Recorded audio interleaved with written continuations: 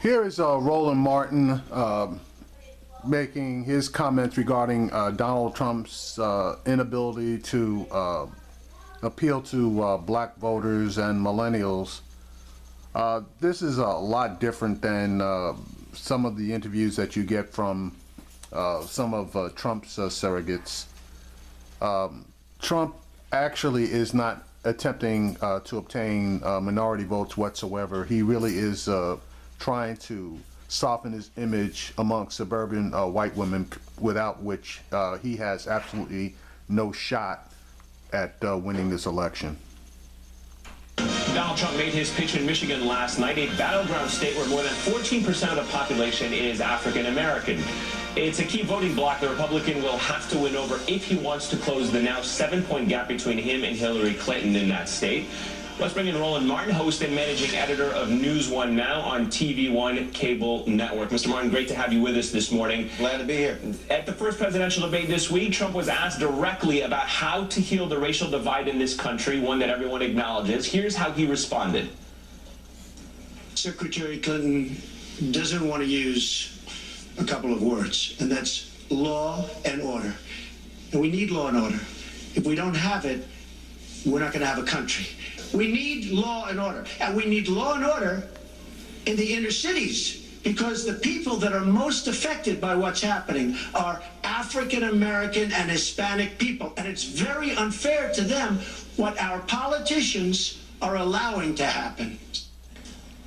It's always funny how Donald Trump can talk about the law and order for African Americans, but he can't say that in front of African American audiences.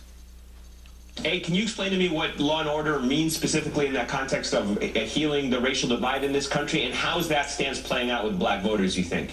Easy, Donald Trump is not talking to black people. Donald Trump is talking to white voters. That's what he is doing. That's what his whole black outreach has been all about, because, again, white suburban women do not like when Republican candidates are antagonistic towards minorities. We saw this in 1998 when Republicans lost a considerable number of House seats. Newt Gingrich got the boot as Speaker of the House. George W. Bush, Texas governor, comes along 2 years later with his compassionate conservatism that was appealing to those suburban white women. And so Donald Trump's outreach, that's what it's been about, because his numbers are so low. Donald Trump is speaking to those white voters, saying, that's right, get those blacks, get those Hispanics in order with law and order. That's 1968 Richard Nixon. That's 1972 war on drugs language. It's literally the exact same language. Donald Trump is not saying anything about Jobs plan. He's not mentioning historically black colleges and universities. He's not mentioning the fact that black women launch businesses at a faster rate than anybody else. He's discussing none of that. He's focused on that. He even touted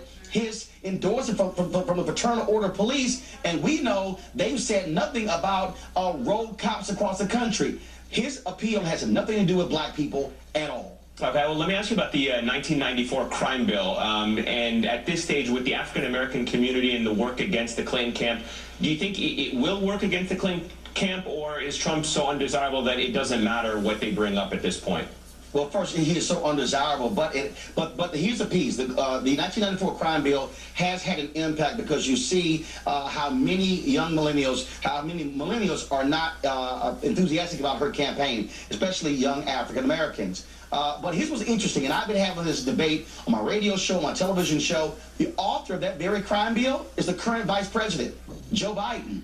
So it's interesting that Joe Biden has a cover of President Obama, but he has not been criticized. But here's the one thing that Hillary Clinton has to do if Donald Trump, because he did it in the debate, where he said, you made the super predator comment, and then he said that you apologized. She should have come back and said, and you called for the death penalty of the Central Park Five, even though they were later exonerated. Why don't you apologize to them? Instead, you double down. I'm telling you, she has to figure out a way to work that into the debate, because Donald Trump has made numerous comments that has not been appealing to African Americans. And so I think, again, you might see her do that in the next debate or that third debate. She should do it. And let me get your take on a few things that have happened in recent weeks, particularly in the past 2 weeks. Obviously, we've seen several officer-involved shootings of black men in North Carolina and Oklahoma and now in California.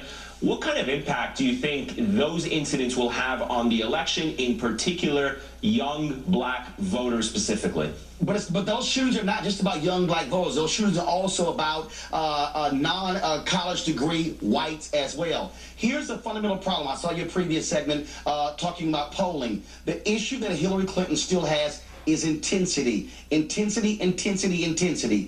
Gallup did their polls. 76% of Republicans said they're likely to vote. 65% of Democrats likely to vote.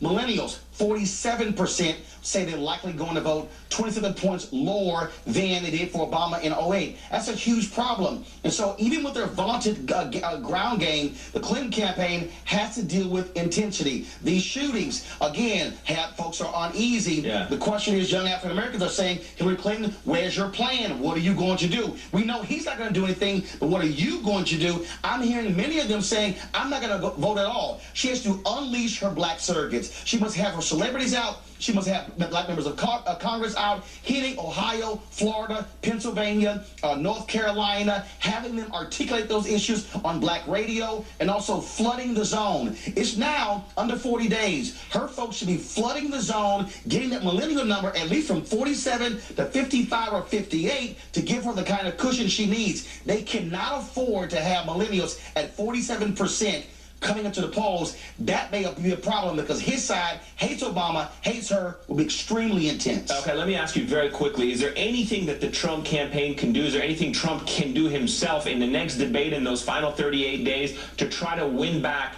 or to win any of the black vote in this country? No, Donald Trump has absolutely insulted black people. What he has said to black people has been a joke. He's done nothing. He refuses to go on black radio. The Tom Joyner Morning Show is the largest urban morning show in America, 8 million listeners. He will not go on. I know for a fact he's told his people that he doesn't like him or doesn't like me. I have the only national television show targeting African Americans. He will not come talk to black people where black people are. He has these fake outreach efforts at these churches, and I'm sorry, that ain't gonna cut it. Okay, and very quickly, some are suggesting that a Clinton victory in Florida is in jeopardy if black voters don't turn out. Why is this a problem? That's true. Yeah, why is this a problem cropping up now? Does she have time to fix it? Again, I was saying something back in April.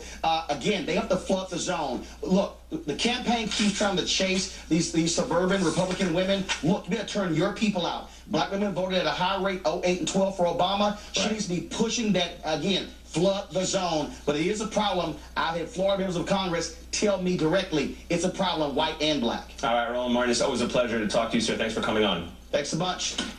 Yeah, see, and that's the problem. She's got a issue with getting out the vote, and until they start spending money to mobilize and get that vote out, this thing could still turn. Now, Clinton needs to give the millennials a reason to get off of their asses and get out there and vote, and thus far she hasn't. I don't know what the hell Bernie Sanders is doing, and I don't know what Elizabeth Warren is doing.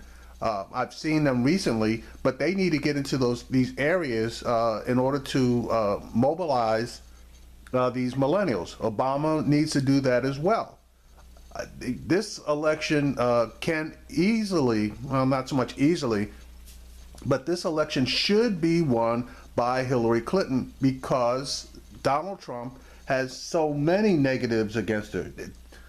She's got a bunch against her too, but his, in my opinion, far outweigh the negatives that she has. So they need to mobilize and get that vote out in order to take care of business and win this election.